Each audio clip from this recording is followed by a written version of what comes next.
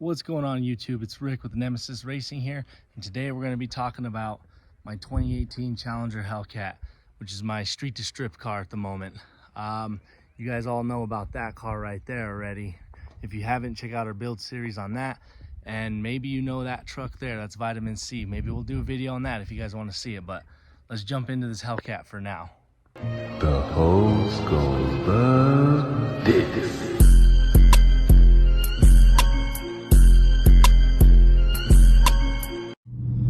Alright guys, so 2018 Challenger Widebody Hellcat.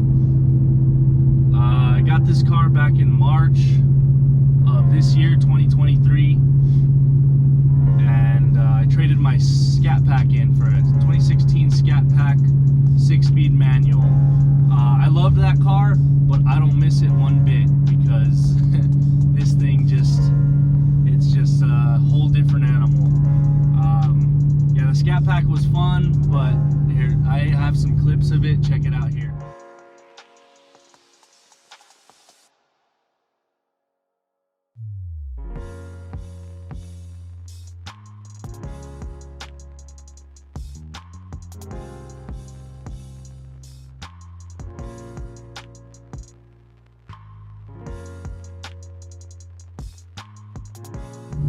But yeah, the Hellcat, I've wanted one since they first came out.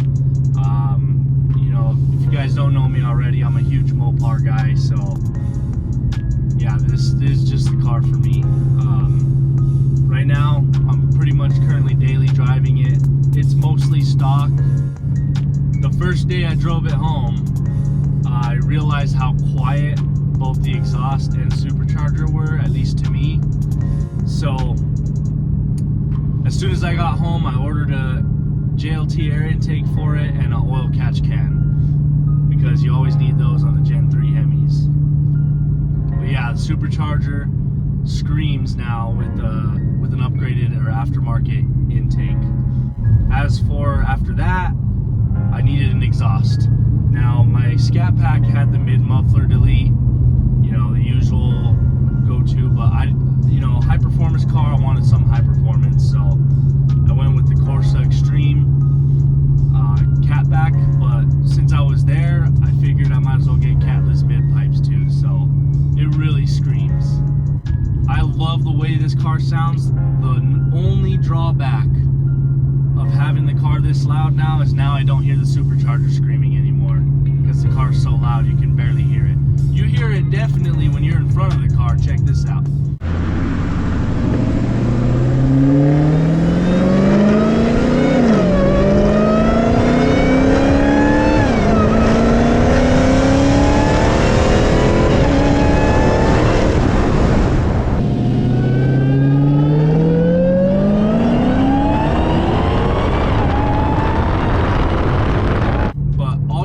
Inside the car is that exhaust screaming back there. But the nice thing about it is, you know, like right now we're at cruising speed, we're going 50 miles an hour, and it's not loud at all. You turn the music up a little bit, it's not noticeable. You can keep a conversation in the car if you get on it a little bit. It's not that bad. So it's super loud from the outside of the car.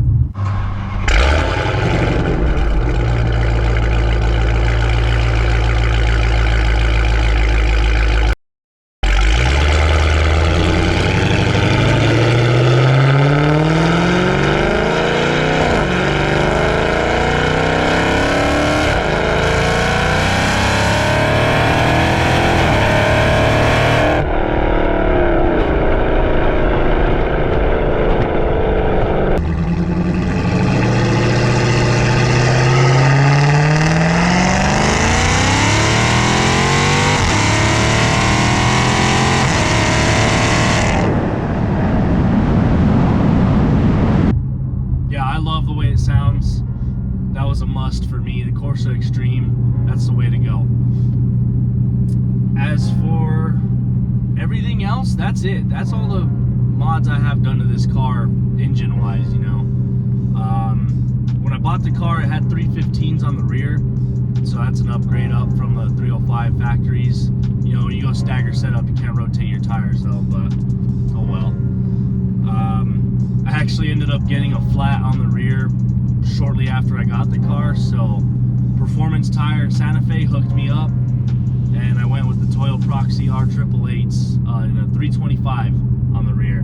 So those R888s in a 325 will fit on a wide body Challenger, if anybody's wondering. You know, I drive this car a lot. It's basically my daily driver. It's either this or the 4Runner that I'm daily driving. I've put 12,000 miles since March. We're almost in October now, so yeah, she's a driver, but I track it every chance I can get to. So we can talk about drag strip now.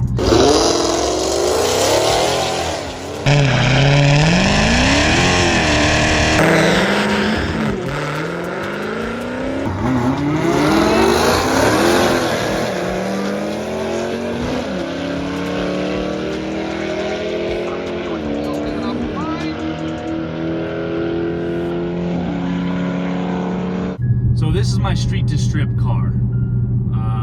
I take it to the track, to the drag strip, any chance I get. So we've gone probably about six, 7 times now. In that, I've probably got about over 20 passes in on a quarter mile. Now, we go to Albuquerque Dragway. The DA is usually always above 7,000 there. So my first time going, I think my best pass was like a 12.5. You know, that's with the, I had the Toyo R888s by then, but I wasn't burning them because, you know, tires are expensive. But yeah, 12.5, a lot of wheel spin launching out of the gate in this car. But man, it's super fun. I fell in love immediately with drag racing then and there, and even more so with this car. Since then, you know, we've been doing a bunch of different things. I've gutted the seats on this thing before to do passes, saw improvements in the miles an hour time, but, you know, we reduced the weight and it increased the wheel spin. So I got some Ford Star D5 beadlock wheels in a 17-inch beadlock on the rear with a Hoosier drag bracket radial, and man, when you get a good burnout on those, this car sticks. Now, the first time I took him, the timing system at the track was down. So here's some clips of that night.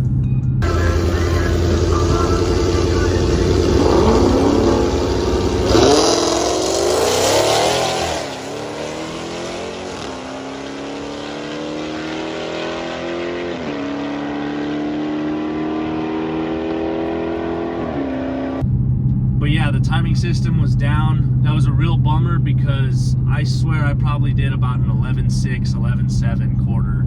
You know, the car has its performance pages and trackers, and when you're running a stock tire on him, it's pretty accurate. You know, my ETs from the slip versus what the car was telling me were pretty much the same, like spot on.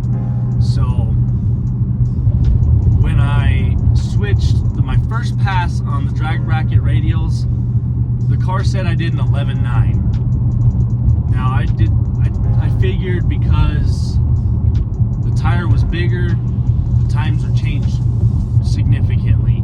And sure enough, the next time we went, when I did some passes on the slicks, the car said I did a 12.4. My time slip said I did an 11.9. So if the car said I did an 11.9 that night, then I might have done an 11.5-ish actually on the track. It hooked. I didn't have any wheel spin on that pass. It was a completely different car.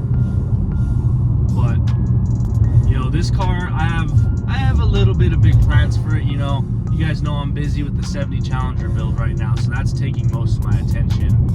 But I really want to get this car somewhere around the 800 wheel horsepower mark. You know, we live in a high elevation here in New Mexico.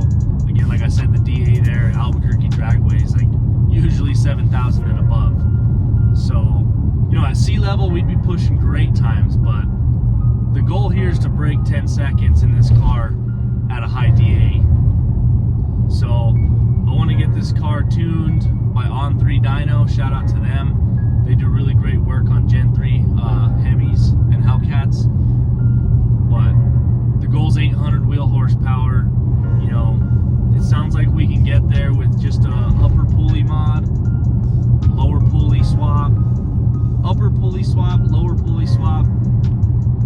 some long tube headers and some 1050 injectors. And then with the tune, I'm going to keep it on pump gas because E85 is kind of hard to get where I'm at. You got to go out of your way to get it.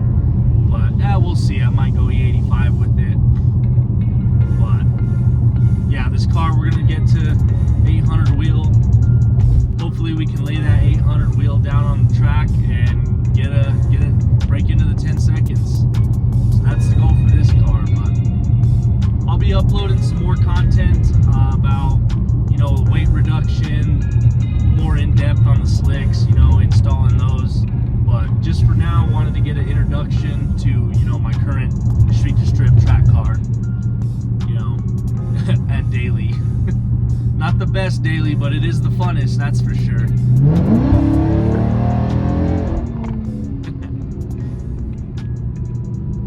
But yeah, guys, so stay tuned for more content we have planned for this car.